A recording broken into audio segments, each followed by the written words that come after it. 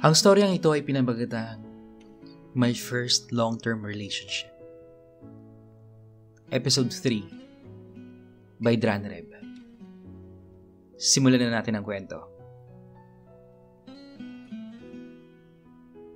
Nagpatuloy ang pakipagrelasyon ko kay JP. Mahal ko siya, pero may dala akong sakit sa aking dibdib. Alam ko sa sarili ko na hindi lang ako nag-iisa sa buhay niya. Nadalawa kami.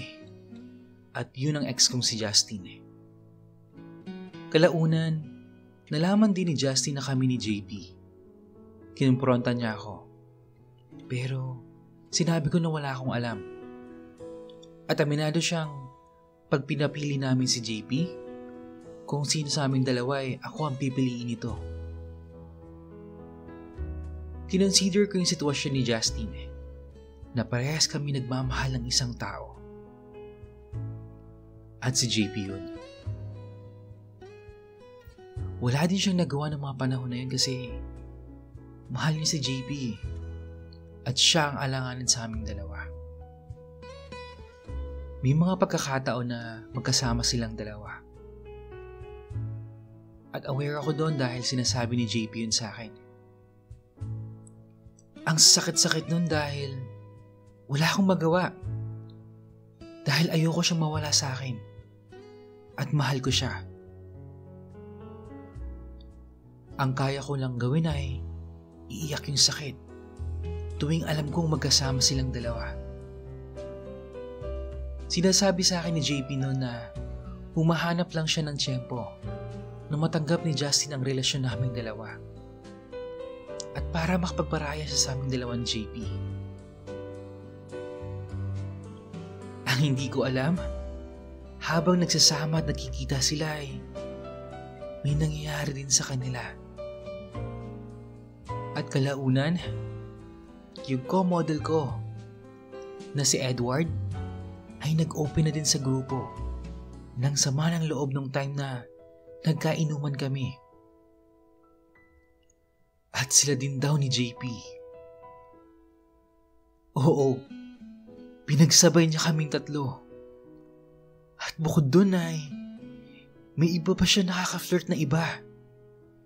Muli na naman niyang sinaktan ang puso ko.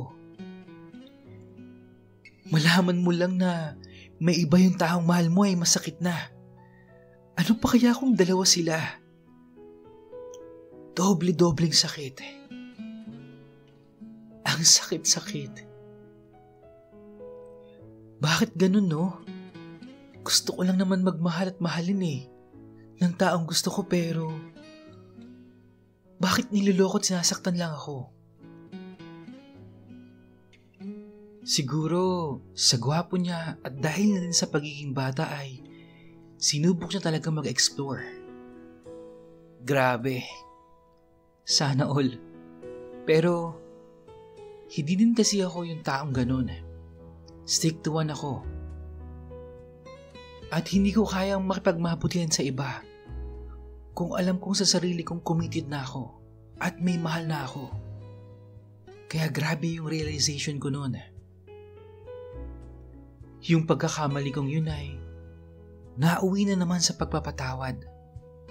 Ang tanga ko, di ba? Akala ko ako yung una at nag-iisa lang sa puso niya. Tapos ako pala yung pangalawa nung dumating si Justin. At ngayon, nalaman ko, ako pala yung pangatlo niyang jowa nung umamin si Edward. Siguro, sinasabi ngayon ng mga listeners mo, Kuya Ren, na bakit ko siya pinatawad ng pinatawad? Ang sagot ko, wala Aaminin ko, ako ang pinakataang nilalang sa mundo. Nangibabaw yung pagmamahal ko kay JP. First love ko siya. First long-term relationship so far. Kasi sa ex kong babae, 6 na buwan lang kami. Pero kami ni JP, mag-iisang taon na noon. Pagkatapos ng anniversary namin, tuloy pa din ako sa katangahan ko. umaasa na magiging maayos yung relasyon namin. Grabe siya magpakita ng pagmamahal at pagbawi sa akin kapag nahuhuli ko siyang may kalokohang ginagawa. Sa dami-dami niyang sakit na binibigay sa akin, kapag bumabawi siya, natatakpan yun ang pagmamahal ko sa kanya.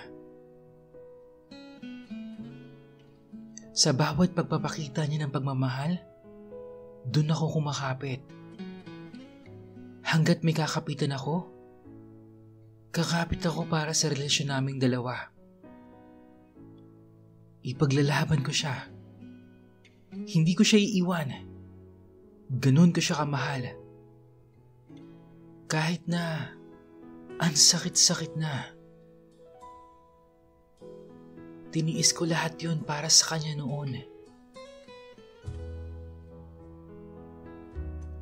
Marami na ako naging sakripisyo para sa kanya. At isa ang aking pag-aaral. Sa sobrang frustration ko, hindi ako mapag-focus sa pag-aaral. Mababaliw ako sa kakaisip kung asan ba siya, kung sino yung kasama niya, kung may kayakap ba siya, kung nagsisex ba sila, at kung ano-ano pa. Huminto ako sa pag-aaral. Sobrang bumagsak ang timbang ko noon. Hindi ako makakain masyado. Kakaisip ng kung ano-anong bagay. At puro negatibo. Sa madaling salita, hindi na healthy yung relationship namin.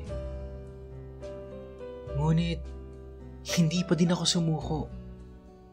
Hanggang sa nakipaghiwalay na siya kay Justin. At nagsama kami araw-araw. Na kahit na may pinagdadaanan akong sakit sa puso na dulot ng mga nangyari ay nanatili akong kumakapit sa pagmamahal ko sa kanya. Naging maayos yung pagsasamahan namin. Pagkatapos noon, nagkaroon kami ng mga ibang nakakasamang grupo. 4 lang kami. Couple din sila. Si Jane at Aris. Tanggap naman nila kami. Nag-e-enjoy sila sa company namin ni JC. Masaya kaming gabi-gabing magkakasama. Nagdo-double date, nanonood ng sine, nagiinuman. Doon lang umikot ang mundo namin. Naakala ko okay na. Naakala ko nagbago na siya. Ramdam ko naman yung pagmamahal niya sa akin. At paghingi ng sorry kapag nakakagawa siya ng hindi maganda. Pero sadya sigurong may tao na madaling madala sa tukso. Ginawang hobby ang pakikipagharutan sa iba. Kahit alam niyang may partner na siya. Pumasok sa buhay namin si Aries. Si Aries ay jowa ni Edward that time. At kung natatandaan niyo pa si Edward, yung co-model namin na nakarelasyon din ni JP. Matangkad si Aries. May tsura. May dating. 6'1" ang height. Tall, dark, and handsome sabi nga nila. Na-introduce siya ng ibang friends namin. At naging kaibigan na din namin. Isang araw, nagulat na lamang ako na nakakasama ni JP yung mga dating kagrupo namin. Na sina Edward, Justin, Aries, at iba pa. Hindi ako kasama nun. And I chose not to join. Dahil na din sa mga pinagdaanan ko sa kanila noon. Hindi ko sila kayang harapin at pakasamahan pa. Hinayaan ko si JP na i-enjoy niya yung grupo. Kasi ayoko mabore siya sa akin at sa maliit naming grupo. Ganun naman siguro pag mahal mo, no? Hindi ka magsasawang ibigay ang lahat. Pati ang tiwala at pagmamahal.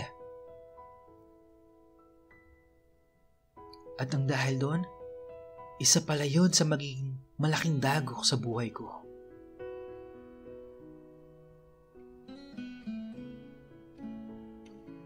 Okay, siguro ganoon talaga, no? Kapag mahal na mahal mo yung tao, hanggang may kinakapitan ka, kakapit ka talaga eh. Patatawarin at patatawarin mo siya. Pero tandaan nyo guys, one mistake is enough. Pero to commit the same mistake over and over ng partner nyo, that's too much.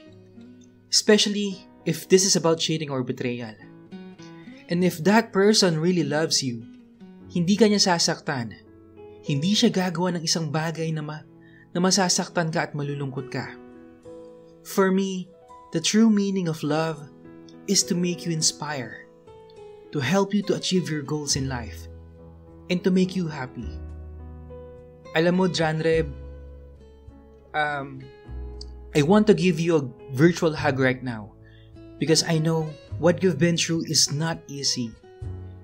And for sure, yung mga listeners natin nag-agree din. Sobrang heartbreaking nung story mo, nung episode na to. Pero I salute you kasi alam ko nakayanan mo to lahat. And guys, from the bottom of my heart, I just wanted to say thank you sa lahat-lahat ng sumusuporta sa channel natin. Nakakatuwa kasi madami nagsisend ng stories nila. And sobra-sobra ko pong na-appreciate yon. At pangako, lahat yan, ina-narrate at i-upload natin guys.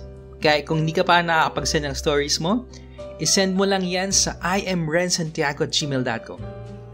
Yun lang. At maraming salamat. Hanggang sa muli.